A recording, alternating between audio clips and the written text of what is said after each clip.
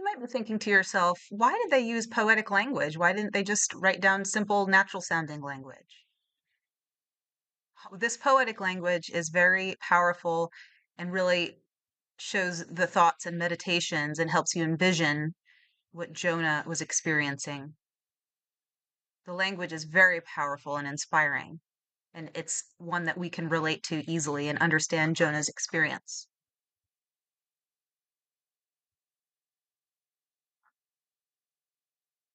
So, when Jonah decided to pray, he later wrote it down in poetic form, or the author did. They wanted us to really be inspired by Jonah's experience and relate to it well. Poetry tends to be complex and use very decorative language. So you might not be able to just quickly read it and catch everything right away. You might have to really read it again and again and meditate on it, and then you'll catch all the metaphors and the similes and be able to envision what Jonah was saying.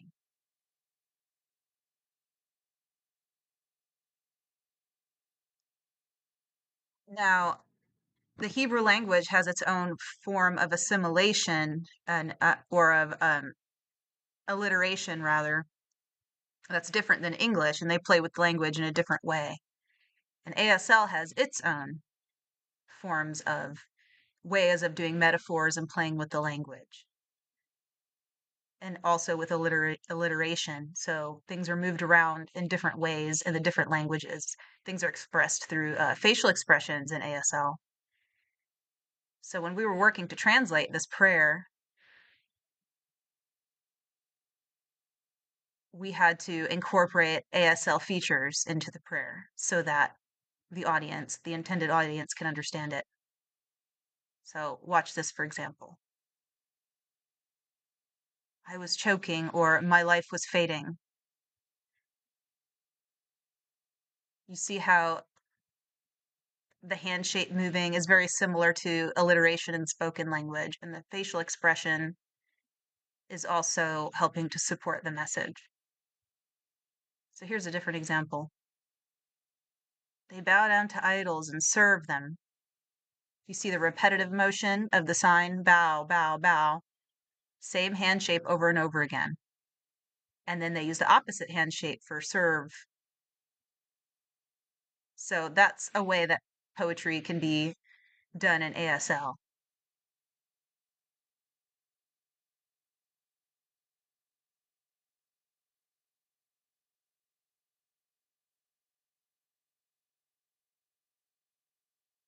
So God caused the great fish to spew Jonah out onto dry land.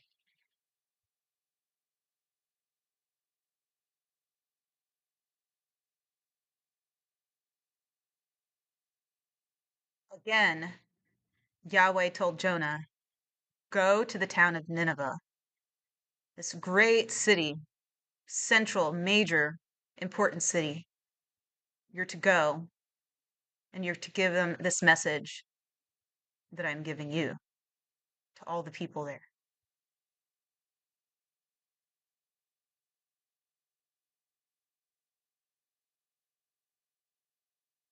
So Jonah stood up and he went to Nineveh. So Nineveh was a very major and central and important city. It required about 3 days to travel around the city on foot. So Jonah went and traveled the city of Nineveh. And he told the people in 40 days, Nineveh will be destroyed.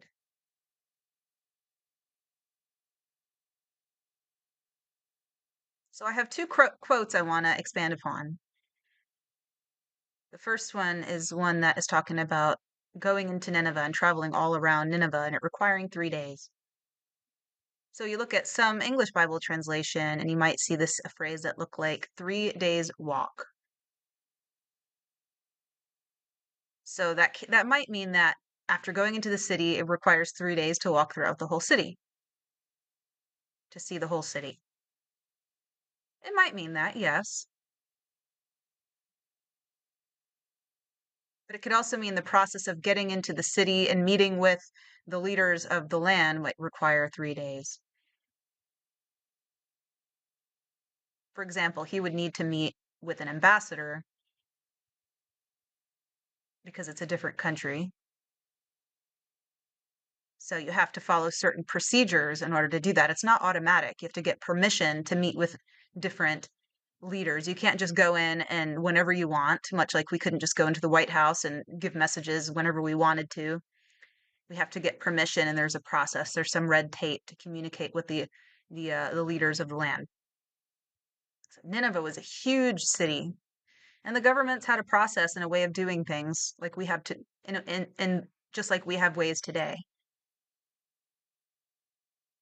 And he had to follow those processes and get through all the red tape to get permission to talk to all the leaders. So that might be what that 3 days is referring to. The 3 days walk could also mean that it just took 3 days to walk throughout the whole city. Or it could mean the process of getting to the city and meeting with the leaders of the government. It could mean either of those. We're not really sure. So the second phrase I want to expand upon is Jonah's message of in 40 days. Nineveh will, something awful will happen in Nineveh.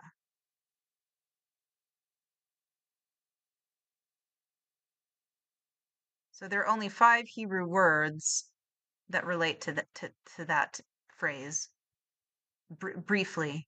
So in God's message to Jonah was, so it could have meant just to give the message, to tell the message to everybody, to change.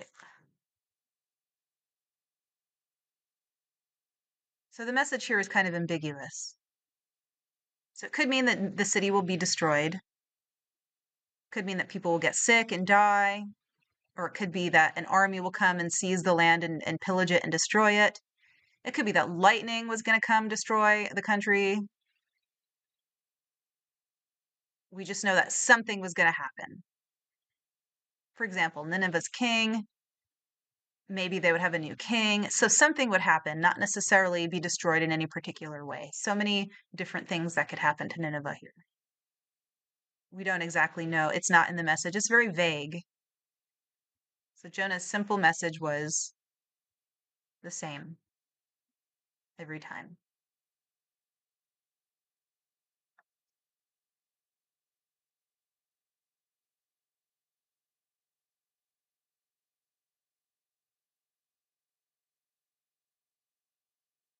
So the people in Nineveh, they believed what Jonah was telling them, that something awful would happen.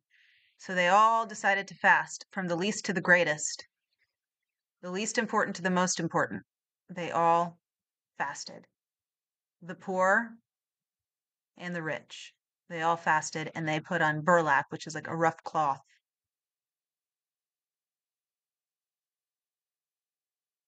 So putting on burlap and fasting. So in Jewish culture, it showed a grief or a repentance and a desire to change. Now, Nineveh, they were like the Jews in that way, to show those things that they would put on burlap, perhaps. Or perhaps they knew the Jewish custom and they were imitating it to please Yahweh. So we see some English Bible translations have a different word other than burlap. It says sackcloth. It means the same thing as burlap. That kind of fabric is very rough and itchy and uncomfortable. Now, today it's kind of like a potato sack that we'd have potato sack races in. That it's very similar to that type of cloth.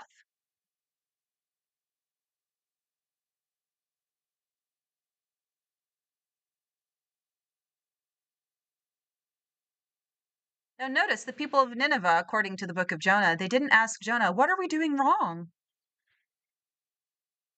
They just were convicted. They put on burlap. They repented, and they showed their repentance by putting on burlap. So the people of Nineveh believed in very many different gods, and their gods tended to become angry very quickly, they had believed. So they were always aware of the changing moods of the gods.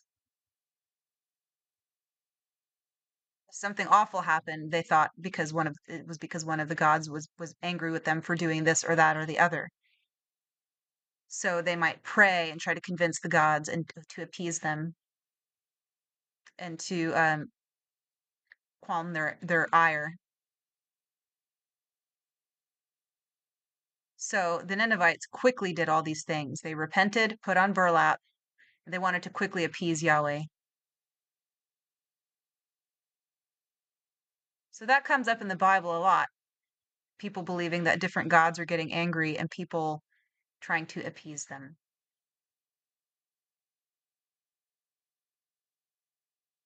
So when Jonah came and warned the people of Nineveh, they didn't ask a lot of questions. They just immediately went into action mode and tried to prevent the disaster from happening to them. One reason for that might be because the Ninevites believed very much in omens.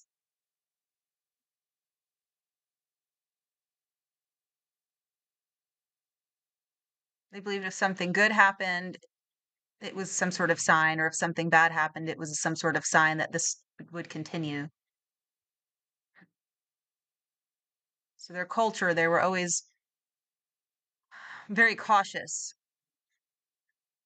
of pleasing or displeasing the gods or of omens or signs.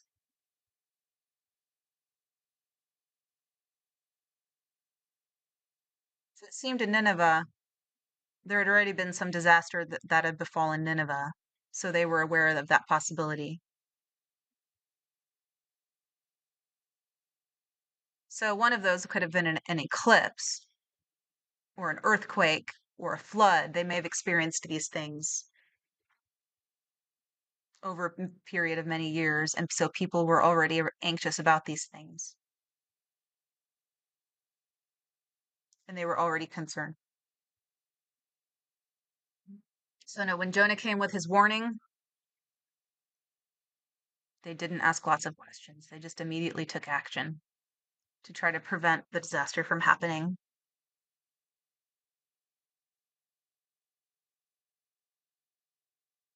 So the king of Nineveh was sitting on his throne, and when Jonah came to him to give him the message, he took off his royal robes and put on burlap,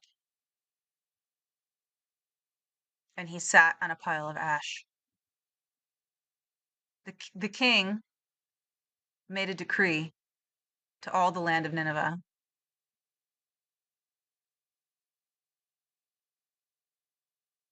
And the decree stated, the king and his officials have decreed that all people and animals, including cattle, so sheep and goats and cows, all people and all cattle will fast. They will have no food or water.